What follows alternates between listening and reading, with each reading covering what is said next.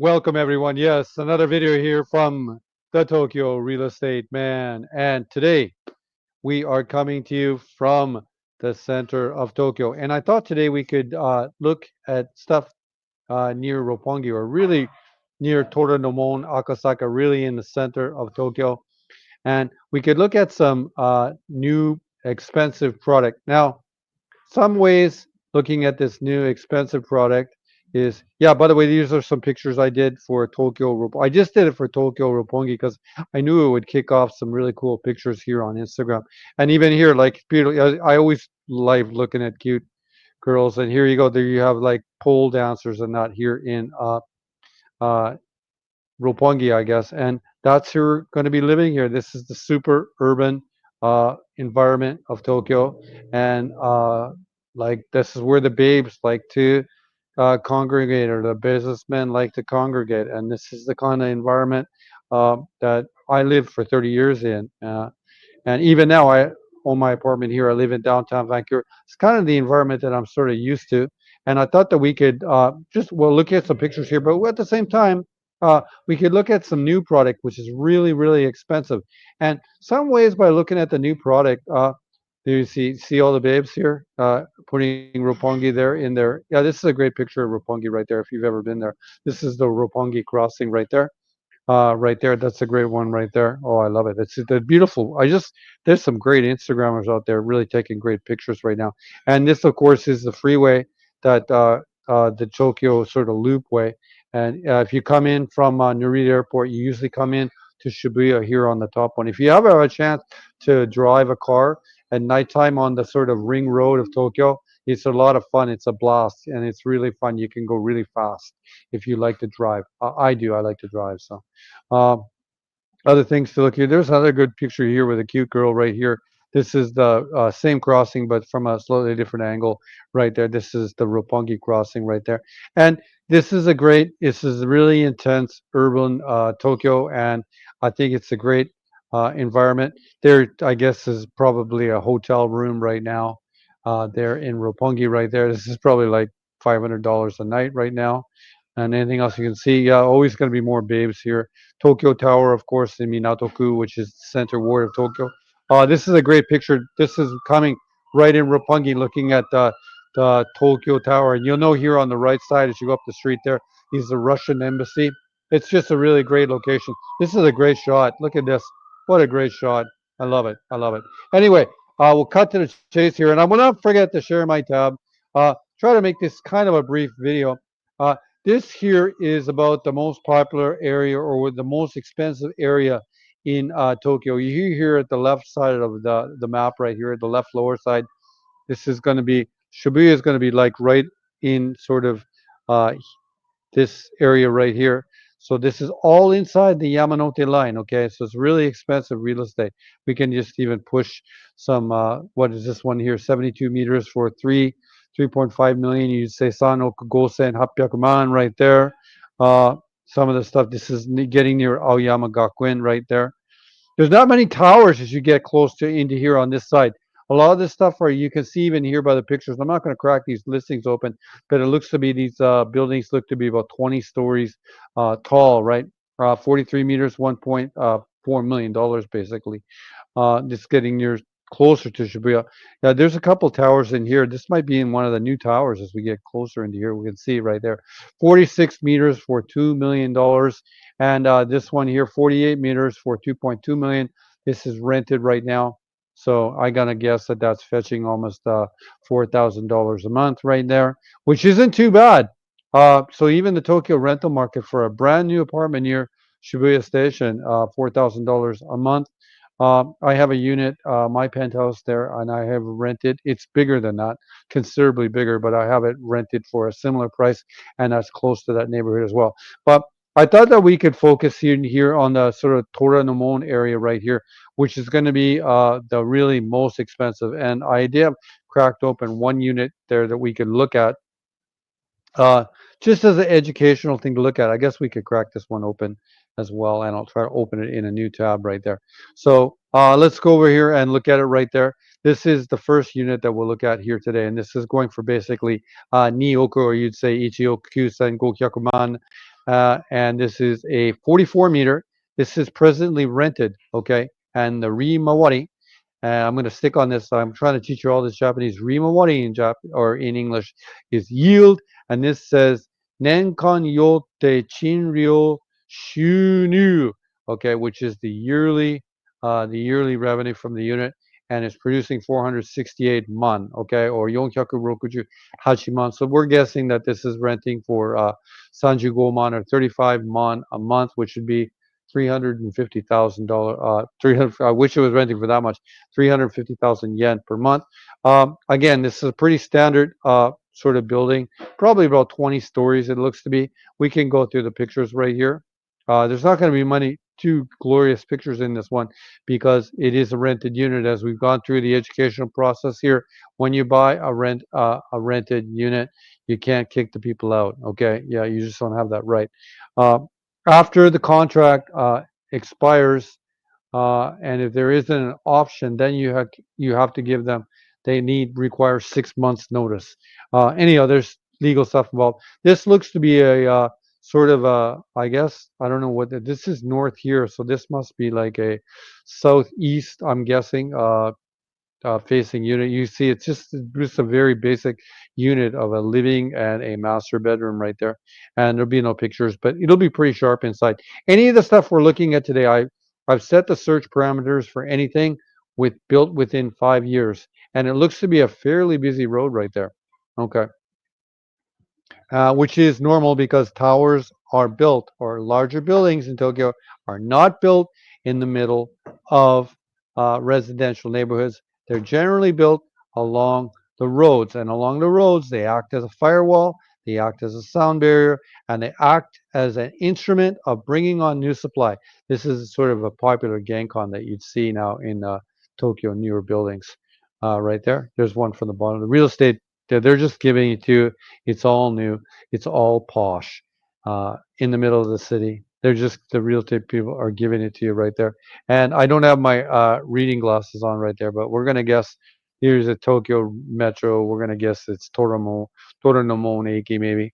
Yeah, and there's another entrance to it right there. So yeah, that portion of the city right now is getting really, really hyper urbanized right there. And we saw it there in the pictures there of Roppongi right there. Anyway, we can cut down to the listing details right here. Again, what is it? 4 minutes away from what is it, 7 minutes away from Roppongi Station.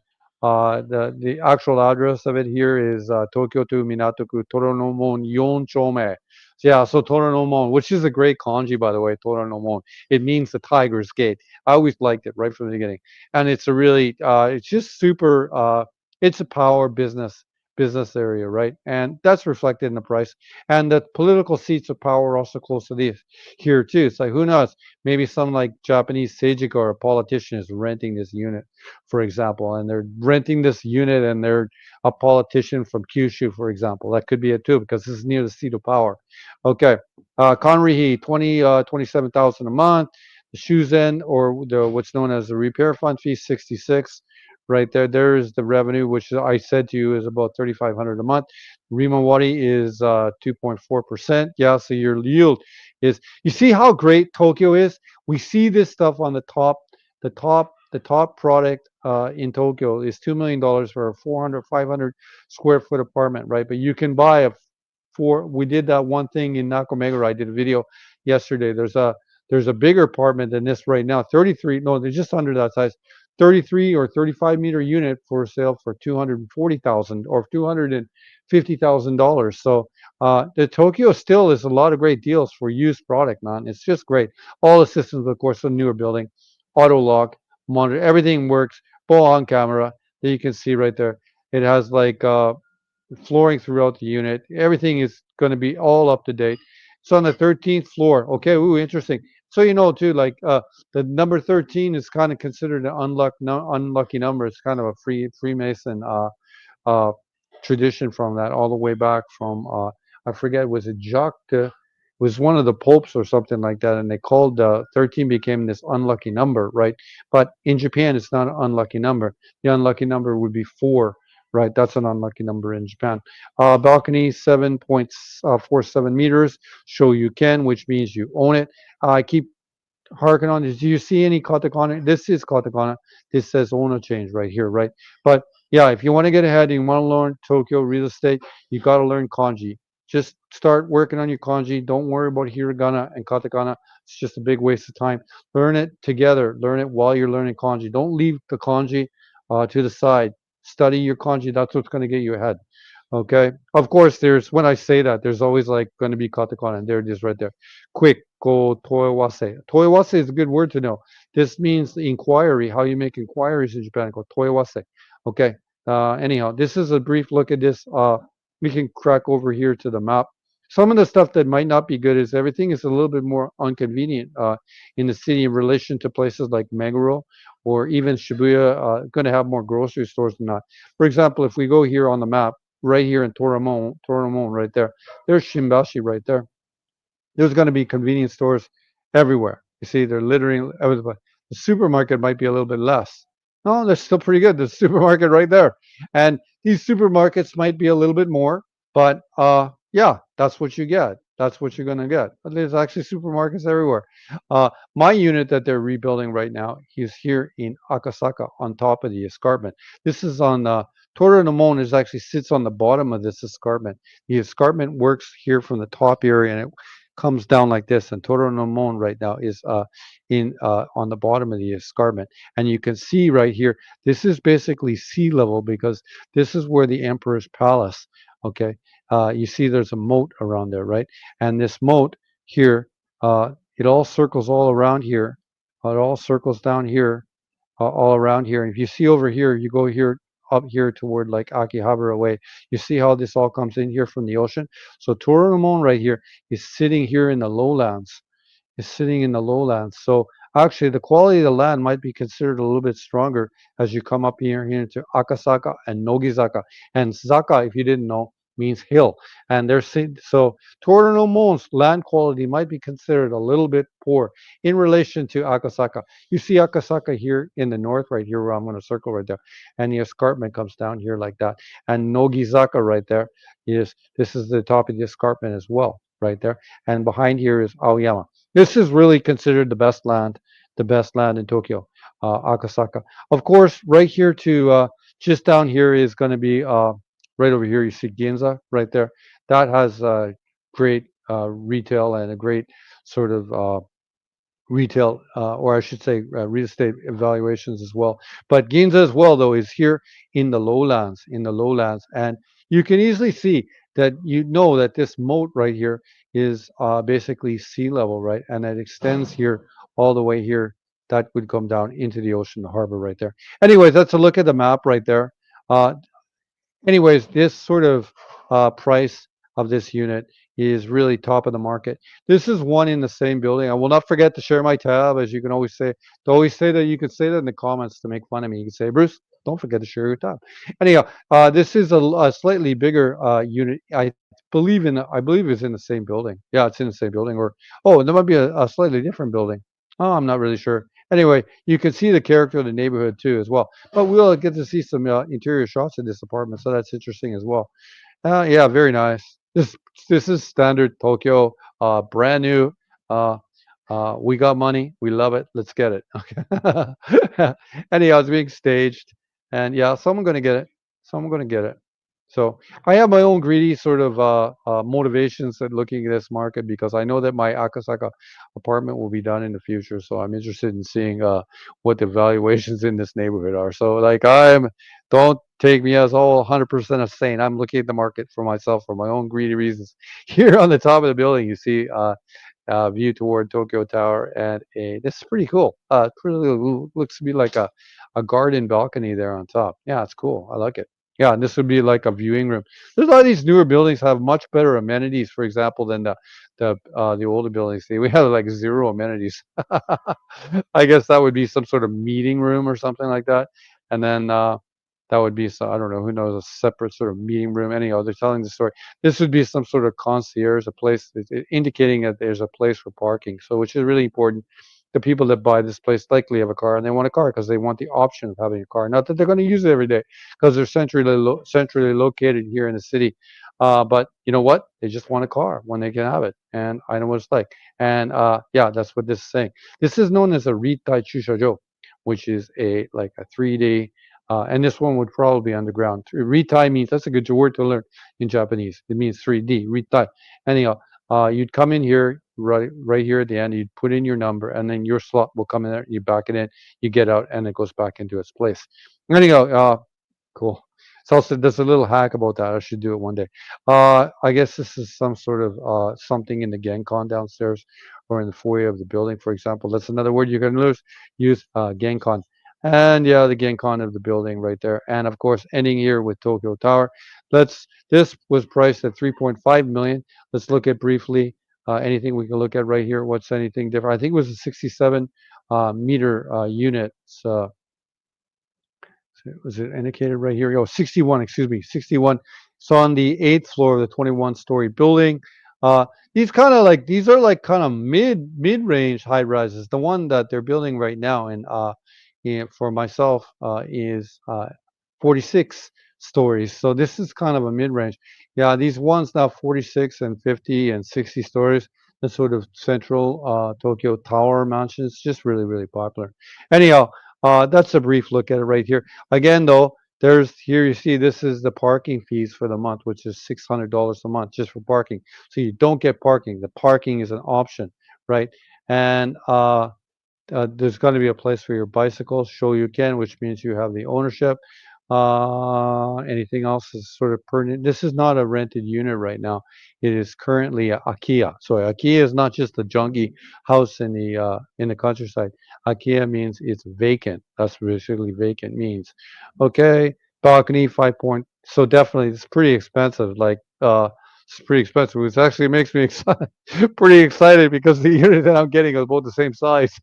So I'm getting a little worked up here, the Tokyo real estate man. But we can see here that it would be the same location we looked at previously, right there. We'll crack here to the top, and we can see it is $3.5 million. So if we come here to look at anything sort of price wise, in terms of the unit here, I guess we'd have to go like this.